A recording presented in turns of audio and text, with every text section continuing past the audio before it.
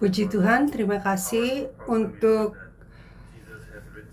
penyataan yang luar biasa bahwa Yesus telah bangkit dan Dia sedang memberikan kepada kita semua damai yang kekal. Semua percaya bahwa Yesus hidup hari ini? Kayaknya suaranya agak ragu. Apakah kita percaya bahwa Yesus telah sudah bangkit dan hidup hari ini?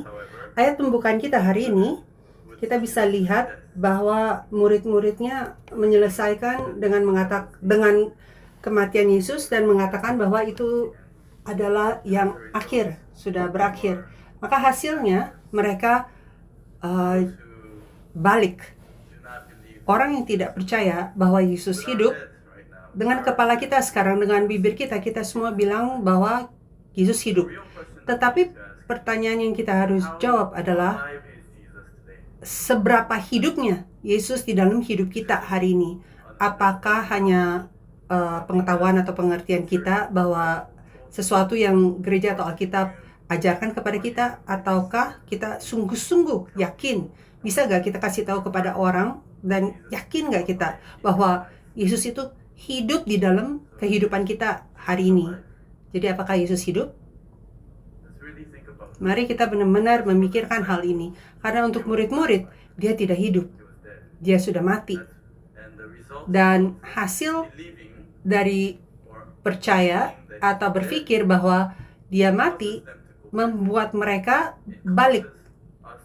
Membuat kita menjadi balik, seperti mundur. Balik kemana? Balik ke kehidupan yang lama, kembali ke kebiasaan lama dan dosa-dosa lama, dan kecanduan-kecanduan yang lama. Kadang dalam hidup kita merasa seperti kita tuh merasa lelah atau capek, bahkan mengenai iman kita. Rasanya seperti, berapa banyak lagi saya harus bertahan? Berapa banyak lagi saya harus perjalani? Di mana Yesus? Di mana akhirnya akan datang? Kadang kita merasa seperti itu. Kadang kita merasa seperti itu tentang hidup kita, atau pelajaran kita, atau pekerjaan kita. Bahkan kadang mengenai suami istri kita, atau kehidupan pernikahan kita, hubungan kita. Dan kadang kita merasa seperti itu dengan Tuhan juga. Dan saya yakin beberapa di antara kita sedang mengalami hal itu. Tetapi saya berdoa, Yesus akan datang dan menemui kita di saat kita tengah-tengah kesulitan dan kesusahan yang seperti itu dalam kehidupan kita. Mereka dengar bahwa Yesus telah bangkit, sudah dengar kabarnya. Dan bahkan Yesus mengatakan di Markus 14 ayat 48, saya akan bangkit dan saya akan duluan di Galilea sebelum kalian. Jadi kalau mereka sungguh-sungguh percaya dengan apa yang Yesus katakan, seharusnya mereka kemana?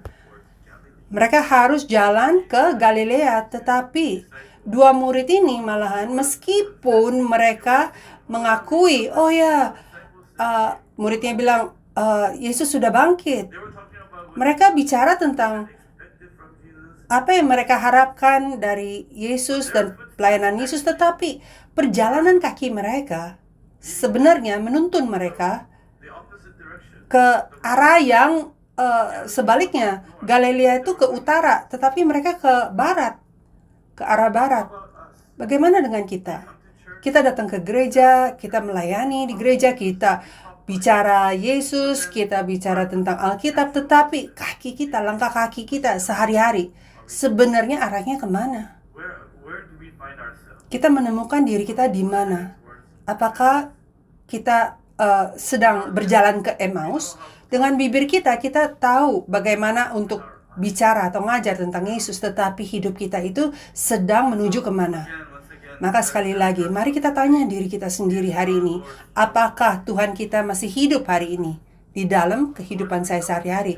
Ya, kita tahu secara umum Yesus itu hidup, tetapi apakah dia hidup di dalam kehidupan kamu? Jadi poin pertama, mata mereka terhalang sehingga mereka tidak bisa mengenal dia. Lukas 24 ayat 21 sampai 24, mereka bilang, tetapi padahal kami dahulu mengharapkan bahwa dia yang datang untuk membebaskan bangsa Israel. Tapi sementara itu telah lewat 3 hari sejak semuanya itu terjadi. Jadi di sini mereka sedang bicara mengenai apa yang mereka pikir atau harapkan Yesus akan lakukan. Setelah itu, mereka bilang, kita berharap bahwa di hari yang ketiga. Tetapi lihat, hari ini udah hari ketiga. Sudah 3 hari. Sudah lewat. Tetapi beberapa perempuan dari kalangan kami telah mengejut kami. Pagi-pagi buta mereka telah pergi ke kubur dan mereka tidak menemukan mayatnya. Lalu mereka datang dengan berita bahwa telah kelihatan kepada mereka malaikat-malaikat yang mengatakan bahwa ia hidup. Dan beberapa teman kami telah pergi ke kubur itu dan mendapati bahwa memang benar yang dikatakan perempuan-perempuan itu, tetapi dia tidak mereka lihat. Jadi ini adalah orang-orang yang sangat menggunakan logika. Mereka bilang, iya, Yesus bilang dia akan bangkit kembali di hari ketiga. Dan kita berharap itu dan menantikannya. Dan murid-murid ini dan para perempuan itu mengatakan bahwa mereka pergi ke kuburan tetapi tidak melihat mayatnya. Mereka bilang mereka ketemu malaikat-malaikat yang beritahu kepada mereka bahwa Yesus itu hidup, tetapi buktinya mana? Buktinya mana? Tetapi dia tidak mereka lihat. Ayat 24. Jadi dalam kata lain, mereka sedang bilang, kita tidak bisa sungguh-sungguh percaya bahwa dia hidup.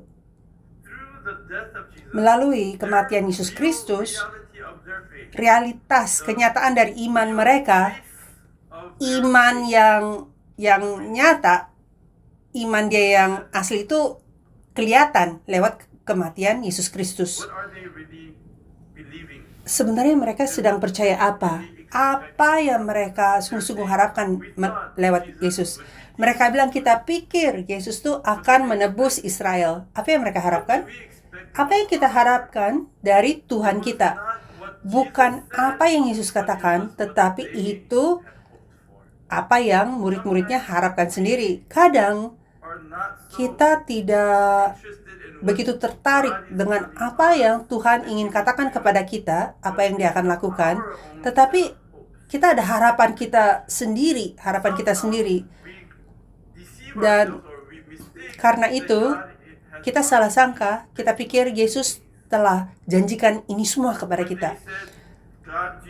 Di saat mereka bilang kita pikir Yesus akan menebus Israel, mereka sedang mengatakan bahwa Yesus akan adakan kerajaan kekal di bumi ini, atau kerajaan Israel dengan menghancurkan tentara-tentara Roma. Tetapi itu bukannya yang Yesus lakukan.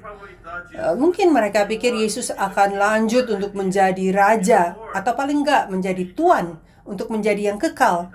Tetapi Yesus mati. Maka kelihatannya seperti Yesus membuat mereka kecewa dari semua yang mereka harapkan.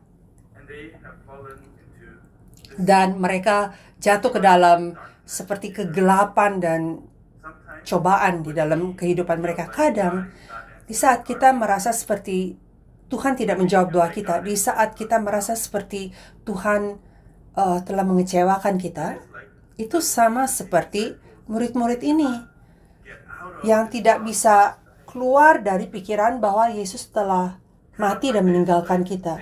Sama seperti umat Israel yang bilang, Musa meninggalkan kita, maka jadi kita bisa lihat iman mereka mundur.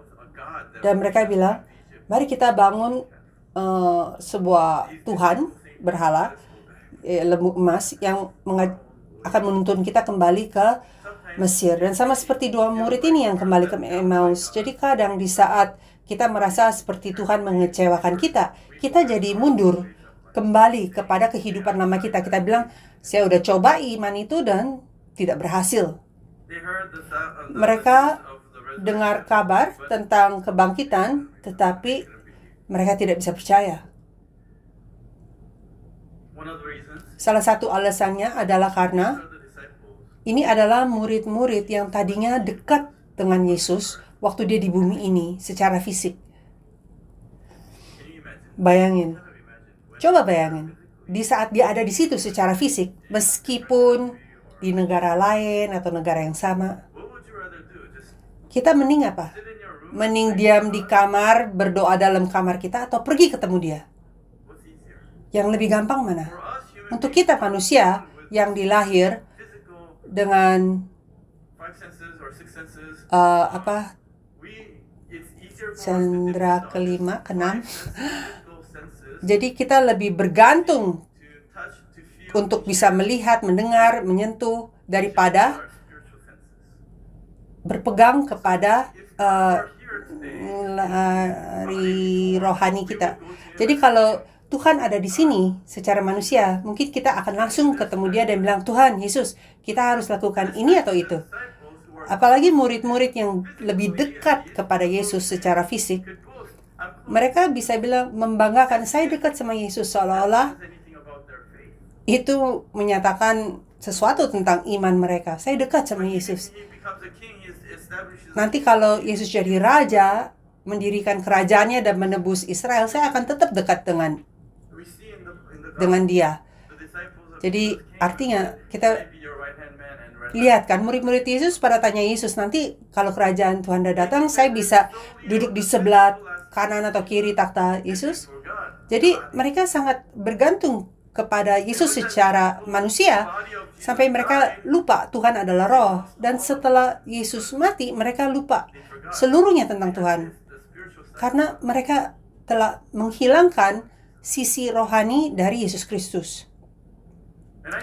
Dan menurut saya, Yesus perlu mati dan hilang seperti itu, agar mereka bisa sadar dan terbangun. Oh ya, siapa Tuhan? Apakah itu Yesus? Siapa Tuhan? Bukan hanya yang aspek fisik dari Yesus, tetapi sekarang kita harus berpegang kepada aspek yang rohani tentang Yesus, karena Yesus adalah Tuhan yang adalah roh. Waktu mereka memiliki tabut perjanjian Allah, mereka ke sana seolah-olah Tuhan ada di dalam tabut perjanjian Allah. Dan tindakan iman mereka terhadap Tuhan lebih seperti penyembah berhala, memberhalakan tabut perjanjian Allah. Waktu mereka ada bait suci Allah, mereka pikir Tuhan hanya ada di dalam bait suci itu. Kadang kita juga begitu, kita pikir Tuhan hanya ada di tempat ini, di dalam sebuah gereja, seolah-olah di luar gereja tidak ada. Atau Tuhan tuh hanya ada di hari Minggu, seolah-olah di hari-hari biasa Tuhan tidak melihat kita atau tidak peduli, dan kita tidak bisa ketemu dengan Tuhan. Maka kematian Yesus sungguh-sungguh menunjukkan status dari iman orang di zaman itu. Dan bahkan hari ini menurut saya, kalau kita buang semua kondisi-kondisi dan hal-hal yang kelihatan, yang nampak, semua persembahan saya atau waktu yang saya melayani di gereja, semua judul posisi saya menjadi seorang pendeta atau penatua, 30, 40 tahun, 50 tahun saya di gereja, tidak penting. Kalau kita buang itu semua dan hanya meninggal diri saya dan Tuhan, itu hubungan yang seperti apa? Iman saya seperti apa? Iman saya akan kelihatan seperti apa? Kadang kita menghubungkan hadirat Tuhan dengan jawaban doa saya. Kalau bisnis saya lancar, kelihatannya seperti Tuhan lebih dekat kepada saya. Kalau saya tiba-tiba sembuh secara mujizat dari penyakit, berarti Tuhan hidup. Apakah itu artinya kalau saya tidak mengalami mujizat, berarti Tuhan tidak hidup?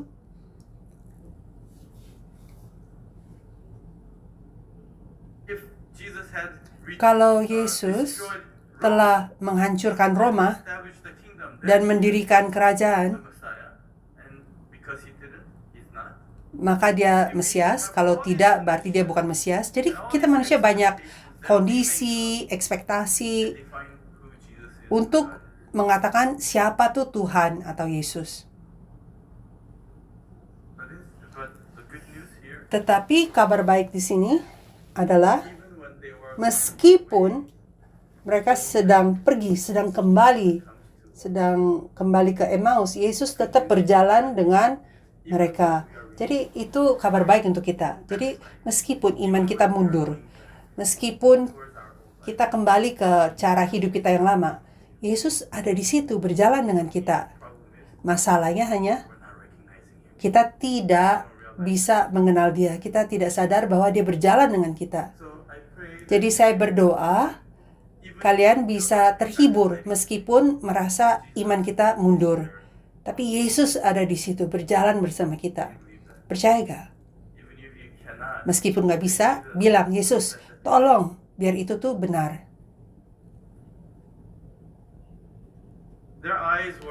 Mata mereka tertutup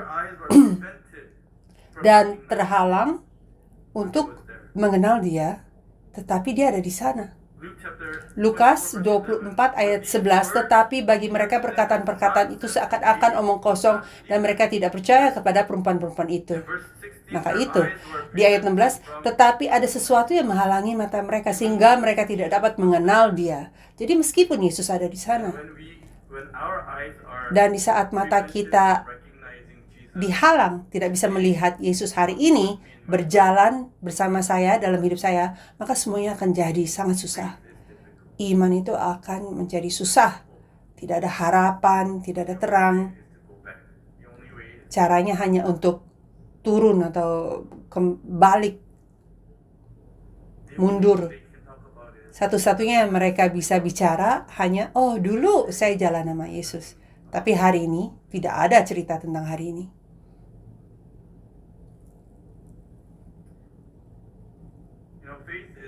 Iman adalah saat sekarang. Apa yang saya lakukan dulu bisa membantu, tetapi apakah hari ini hasil dari apa yang saya lakukan dulu? Kita sering bicara mengenai dulu. Saya begini di gereja, saya lakukan ini itu. Tetapi hari ini, pertanyaannya hari ini, apakah kamu ada? Apakah kamu hadir? Lalu banyak orang bilang, oh ya, bentar lagi. Saya akan melakukan dengan baik bentar lagi. Ya, itu kan di masa depan. Tetapi sekarang, saat ini, iman adalah mengenai saat ini. Tetapi kepada murid-murid ini yang sedang balik ke Emmaus, Yesus muncul dan Yesus berjalan dengan mereka. Itu hal yang sangat luar biasa. Karena mereka pikir Yesus sudah mati. Mereka pikir mereka tidak bisa percaya kepada kebangkitan Yesus. Dan seandainya Yesus bangkit, Yesus pasti muncul ke murid-murid kayak Petrus dan Yohanes. Nggak mungkin ke saya, murid yang tidak ternama. Tetapi kepada saya pun Yesus muncul. Poin yang kedua, mata mereka terbuka dan mereka mengenal dia. Itu terjadinya bagaimana? Yang pertama, Yesus menjelaskan kepada mereka. Lukas 24 ayat 26-27, bukankah Mesias harus menderita semuanya itu untuk masuk ke dalam kemuliaannya? Lalu ia menjelaskan kepada mereka apa yang tertulis tentang dia dalam seluruh kitab suci, mulai dari kitab-kitab Musa dan segala kitab nabi-nabi. Menjelaskan, kata menjelaskan di sini, diermeneuo dalam bahasa Yunani, diermeneuo artinya untuk membuat jelas, untuk menerjemahkan, untuk menjelaskan, membuat seseorang mengerti. Sejujurnya bagi saya, seri sejarah penebusan, apa yang dia melakukan adalah diermeneuo Alkitab, membuatnya jelas untuk saya. Karena dari kitab-kitab Musa itu 5 kitab pertama, lalu ke semua nabi-nabi yang lain, lalu berakhir dengan Yesus, menunjuk kepada saya bahwa Yesus ada daripada mulanya. Dari kitab Kejadian pasal 1 ayat 1 terus. Jadi apa Yesus lakukan adalah Yesus tuh mengadakan pendalaman Alkitab dari kitab Kejadian. Karena di sini dibilang tentang dia, tentang Yesus dalam seluruh kitab suci. Jadi mereka tahu kitab suci, tetapi mereka tidak melihat Yesus di dalam kitab suci. Setelah itu Yesus mengambil roti, memberkatinya dan memecah-mecahkannya dan memberikannya kepada mereka di ayat 30. Waktu ia duduk makan dengan mereka, Ia mengambil roti, mengucap berkat, lalu memecah-mecahkannya dan memberikannya kepada mereka. Roti ini, mereka pernah terima roti dari Yesus persis sebelum Yesus disalib. Dan roti ini menyimbolkan firman yang menjelma jadi manusia, yang menyimbolkan firman Allah. Dan menurut saya roti ini kali ini rasanya beda. Kenapa? Karena sekarang roti dari Yesus yang kita makan setelah mengerti firman dibandingkan sebelum sungguh-sungguh mengerti. Sebelumnya, firman yang mereka tahu tuh hanya di kepala, hanya di telinga. Tetapi sekarang, mereka bisa mencernakan firman itu dan mengertinya. Ingat, Yesus bicara tentang roti yang bapak leluhurnya makan di padang gurun yang disebut mana. Dikatakan itu adalah roti yang memberi hidup yang kekal, namun mereka memakannya dan mati. Mereka memakannya tanpa sadar. Dan Yesus bilang, aku adalah roti yang turun dari sorga, roti kehidupan. Maka dengan memakan roti itu adalah tindakan secara simbolik untuk menerima Yesus Kristus. Dan setelah itu ayat 31, mata mereka terbuka dan mereka mengenalnya. Saya sungguh-sungguh berdoa kita bisa memakan roti itu, agar Tuhan bisa menjelaskan firman kepada kita, agar mata kita bisa terbuka untuk mengenal Dia. Dan apa yang terjadi setelah mereka mengenalnya? Dia hilang dari hadapan mereka. Lihat gak yang aneh di sini? Waktu mereka melihat Yesus, mereka tidak mengenal Dia. Waktu mereka mengenal Yesus, malah Yesus menghilang dan tidak kelihatan lagi. Lihat gak, penulis Injil ini ingin menunjukkan apa kepada kita? Kita percaya kepada kebangkitan bukan karena kita melihat dengan mata kita. Kita percaya di saat kita mengenal Dia. Meskipun Dia sudah tidak ada di sini, di saat Dia hilang, apakah iman mereka hilang lagi? Tidak. Waktu mata rohani mereka terbuka, mereka tidak perlu ada Yesus hadir secara fisik untuk mereka percaya. Kita lihat poin ketiga. Hati-hati yang berkobar. Hati yang berkobar. Hasil dari mengerti firman, mata mereka terbuka untuk melihat Yesus. Lalu mereka bilang, meskipun Yesus hilang, hati mereka berkobar-kobar. Lukas 24 ayat 32, kata mereka seorang kepada lain, bukankah hati kita berkobar-kobar ketika Ia berbicara dengan kita di tengah jalan dan ketika Ia menerangkan kitab suci kepada kita? Judul dari firman hari ini, khotbah hari ini adalah hati yang berkobar-kobar. Masalah kita hari ini, zaman kita sekarang, adalah hati orang tidak berkobar-kobar tentang firman Tuhan. Banyak, bahkan orang Kristen. Jadi mari kita doa bersama-sama Gereja Sion, agar setiap hati kita tuh semuanya berkobar-kobar, bukan karena makanan yang nggak enak berminyak terus hati kita rasa terbakar, tetapi secara rohani Tuhan akan menjelaskan firman kepada kita, dan saat kita mendengar firman Tuhan, hati rohani kita berkobar-kobar, terbakar. Dan hati yang berkobar-kobar hasilnya apa? Yang pertama, mereka kembali ke Yerusalem saat itu juga.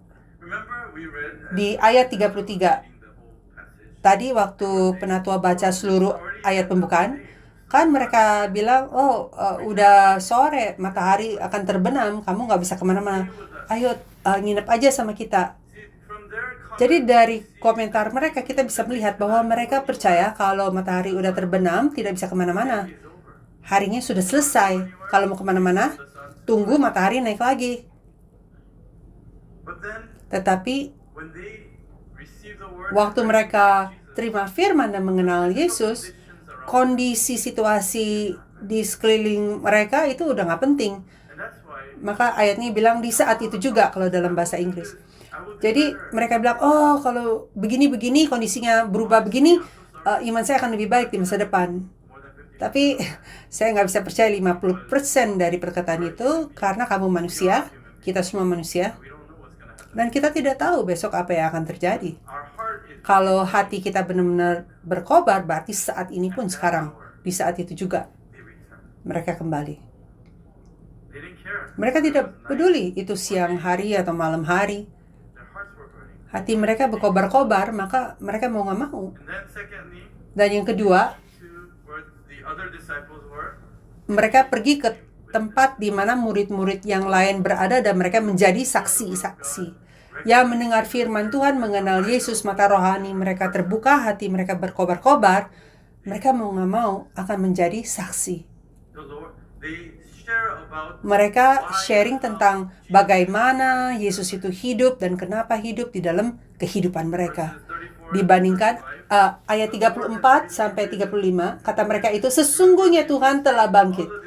Ingat kan, murid-murid bilang, mereka bilang, oh murid-murid lain bilang Yesus sudah bangkit, tetapi kita nggak bisa percaya.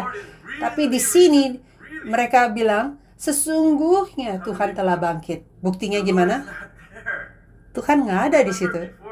Ingat, tadinya mereka bilang mereka nggak bisa percaya karena mereka nggak bisa lihat Yesus, Tuhannya nggak ada. Tetapi sekarang mereka tidak membawa Yesus secara fisik dan tidak bisa membuktikan apa-apa secara fisik. Namun mereka mengatakan sesungguhnya Tuhan telah bangkit. Jadi aneh kan, kontradiksi. Kita bisa lihat bahwa karakter mereka dari sebelum dan sekarang beda. Kata mereka itu, sesungguhnya Tuhan telah bangkit dan telah menampakkan diri kepada Simon. Lalu kedua orang itu pun menceritakan apa yang terjadi di tengah jalan dan bagaimana mereka mengenal dia pada waktu ia memecah-mecahkan roti. Itu perbedaannya. Rasa semangat itu, inspirasi itu lebih nyata meskipun Yesus tidak ada di sana. Iya kan? Hari ini pun banyak orang bilang, tunjukkan Yesus kepada saya. Tunjukkan Yesus itu siapa. Mereka mencari pengalaman secara fisik untuk percaya kepada Yesus. Tetapi ini adalah sesuatu yang kita tidak bisa jelaskan. Di saat Roh Kudus menjelaskan firman Tuhan dan mengizinkan kita untuk bisa mengerti Yesus, baru kita akan percaya. Jadi sebagai kesimpulan, apa iman kita yang sebenarnya itu apa? Status saya saat ini kelihatannya seperti apa sebenarnya? Apakah saya seperti dua murid yang pulang ke Emmaus dengan putus asa, menghilangkan semua harapan, dengan mengatakan, oh dulu saya percaya tapi sekarang dia udah gak ada. Dulu kelihatannya seperti saya percaya dan saya mengenal, tetapi sekarang saya tersesat, hilang arah. Alasan mereka adalah karena mereka tidak bisa melihat Yesus, karena dia sudah tidak sama kita lagi. Tetapi seperti yang saya sudah sharing, ini bukan masalah bisa melihat secara fisik atau tidak. Ini adalah masalah bisa melihat dia secara rohani atau tidak. Lukas 24, 36-38. Lukas 24, 36-38. Dan sementara mereka bercakap-cakap tentang hal itu, Yesus tiba-tiba berdiri di tengah-tengah mereka dan berkata kepada mereka, damai sejahtera bagi kamu. Lihat apa yang sedang terjadi di sini. Mereka datang ke murid-murid yang lain dan mereka bilang, sesungguhnya Yesus sudah bangkit. Meskipun tidak kelihatan. Dia tidak ada di sini. Dan waktu mereka sedang sharing tentang hal itu, Yesus tiba-tiba muncul. Bukan Yesus jalan masuk, tiba-tiba muncul aja seperti itu. Yesus berdiri di tengah-tengah mereka dan berkata kepada mereka, damai sejahtera bagi kamu. Wah, apa yang Yesus sedang menunjukkan kepada mereka? Meskipun kamu tidak bisa melihat saya ada di sini. Selama ini, hanya saya nggak mau tunjukin aja diri saya kepada kalian. Jadi, lain kali kamu nggak lihat saya, jangan ragu, tetapi percaya bahwa saya ada di sini bersamamu. Itu adalah bentuk Yesus setelah bangkit. Itu adalah sisi rohani dari Yesus. Kalau dia ingin menunjukkan diri dia akan. Tetapi sekarang dia adalah roh. Ayat 37, Mereka terkejut dan takut dan menyangka bahwa mereka melihat hantu. Memang benar, mereka melihat sebuah roh. Yesus mati dalam roh. Dia hanya harus di dalam tubuh. Akan tetapi ia berkata kepada mereka, "Mengapa kamu terkejut dan apa sebabnya timbul keraguan-raguan di dalam hati kamu?" Kematian Yesus Kristus membuat mereka susah dalam hati. Tetapi untuk sadar dan mengenal siapa sesungguhnya Yesus, mengizinkan mereka untuk melupakan kematian Yesus. Kematian sebenarnya, malahan, tanpa kematian Yesus, iman mereka tidak akan berkembang. Mereka akan hanya bergantung kepada tubuh Yesus secara fisik. Elia, waktu dia melarikan diri dari Isabel dan Ahab, Raja Ahab, dia istirahat di bawah pohon dan dia minta agar Tuhan membunuh dia. Dia bilang, "Tuhan biarin aja saya mati karena saya satu-satunya yang tertinggal." Di saat itu Tuhan kasih wahyu yang baru kepada dia. Tuhan bilang ada 7.000 orang lain yang tidak menyembah berhala Baal. Dan Tuhan kasih iman yang baru untuk bisa bangun dan maju lagi dan jalan. Tuhan memberi tugas yang baru. Kamu dan saya mungkin kita di bawah pohon itu. Mungkin kita dalam perjalanan ke Emmaus. Sudah hilang semua harapan. Dan bilang, "Tuhan, lihat diri saya. Saya pernah ketemu kamu, pernah berjalan dengan kamu. Tetapi sekarang, kamu udah mati dan saya setiap hari dikalahkan. Saya masih pegang iman, tapi nggak gampang. Jadi Tuhan, saya nggak tahu apakah saya bisa bertahan lebih lama dari ini. Bunuh aja saya. Jadi paling nggak saya bisa masuk surga sebelum semua iman saya hilang." Tuhan bilang, "Tidak. Masih ada pekerjaan untuk kamu lakukan. Ada masih segini lagi untuk kamu jalankan." Petrus halnya sama. Dia kembali ke cara-cara hidup dia yang lama. Dia pergi memancing untuk pekerjaan. Yesus datang kepada dia, kasih dia tugas yang baru. Dan setelah itu, Petrus menjadi rasul.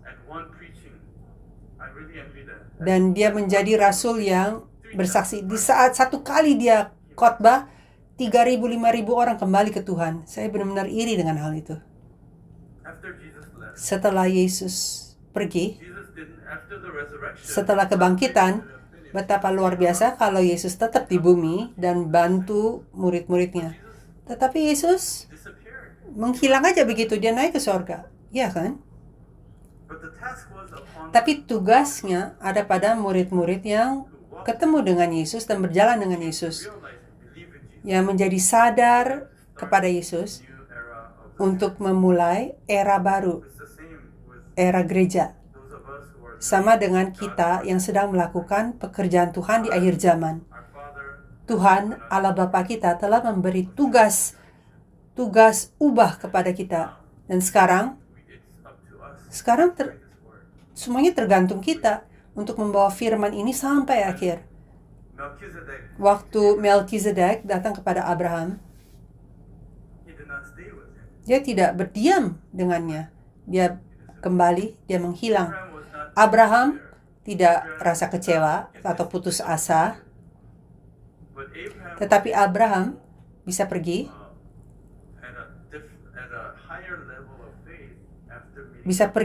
ke tingkatan iman yang lebih tinggi melalui menggenapi apa yang Tuhan berikan kepada dia. Dia menjadi percaya kepada kebangkitan dan hidup. Kenapa? Karena berkat yang dia sudah terima, firman yang dia sudah terima dari Melkizedek. Itu hal yang penting. Dia datang untuk kasih firman. Dan Abraham menerima apa yang Melkizedek berikan kepada dia. Di kitab Wahyu, Rasul Yohanes yang sedang mengalami cobaan dan kesusahan yang terbesar, dia menemukan malaikat kuat yang lain yang memberi kepada dia malaikat kecil. Dan malaikat itu menghilang setelah itu. Tetapi Yohanes tidak putus asa karena dia telah menerima firman itu. Sekarang dia tahu arahnya, apa yang dia harus lakukan. Kalau dia sekarang balik ke Emmaus atau ke kampung dia, ceritanya akan berakhir dengan akhir yang tidak baik. Tetapi Yohanes dia makan gulungan kitab yang kecil dan sekarang dia menjadi dua saksi. Dia tahu semuanya bergantung kepada dia sekarang untuk menyelesaikan lombanya sampai ke kedatangan kedua dan hari penghakiman terakhir. Sama dengan kamu dan saya. Saya percaya kita telah menerima firman ini. Sekarang tergantung dengan kita membawa firman ini dan berlari dengan firman ini. Tuhan bilang, saya udah kasih kepada kamu. Bapak bilang, saya udah kasih ke kamu. Kamu lari dengan firman ini. Dan kita tidak akan nangis dan ngomel seperti anak kecil dan bilang, Bapak kamu harus jalan sama saya. Kalau enggak, saya nggak bisa jalan. Tapi dia bilang, enggak, ini sekarang tugas kamu untuk menggenapi firmanku sampai ubah, sampai akhir. Apakah kita sudah siap? Ini bukan waktu kita untuk kembali ke Emmaus atau untuk duduk dan berpikir dan menunggu. Dia sedang menantikan kita. Maka apa yang kita harus lakukan? Saya doa, dan itu sebabnya Yesus bilang, terimalah Roh Kudus. Tungguin saya. Tetapi mengerti firman ini, ingat firman ini, dan Roh Kudus akan bantu kamu untuk mengerti dan ingat, dan ambil firman ini, dan nantikan apa yang Allah Bapa janjikan, terima itu, lalu melalui kamu, Tuhan akan pakai kamu untuk melakukan pekerjaan yang luar biasa. Maka jangan kita tetap rasa depresi lagi, mari kita bangun. Sama seperti murid-murid di ayat pembukaan kita hari ini, di saat itu pun mereka berbalik. Semoga Tuhan beri kepada kita semua kekuatan untuk bangun dan berbalik dan kembali ke Yerusalem. Kembali untuk melakukan pekerjaannya. Amin. Mari kita berdoa. Tuhan Allah Bapa kami mengucap syukur Engkau telah berikan kepada kami semangat dan harapan dan kabar yang baik bahwa Engkau berjalan dengan kami. Engkau ada di sini tengah-tengah kami. Bapa, bantu kami untuk membuka mata rohani kami, bantu kami untuk bisa melihat Engkau, bantu kami bisa mengenal Engkau, dan bantu kami, Bapa, untuk menjadi pelari yang terakhir dengan firman ini dan menyelesaikan lomba ini sama seperti Rasul Paulus katakan, bantu kami selesaikan lomba ini dengan bantuan Roh Kudus, dan bantu kami bisa sampai ke garis akhir dan masuk dalam pelukan Allah Bapa. Saya percaya Bapa Engkau telah menantikan kami di sana. Maka Bapa kami berdoa, Engkau akan menguatkan kami, beri semangat kepada kami sekali lagi meskipun kami sudah kembali kepada diri kami yang lama, kebiasaan lama, dosa yang lama. Namun kami percaya bahwa Engkau tetap berjalan bersama kami dan Engkau akan bantu kami untuk kembali kepada Engkau. Terima kasih untuk kasih karunia-Mu. Dalam nama Tuhan Yesus kami berdoa. Amin. Mari kita ucap syukur kepada Tuhan.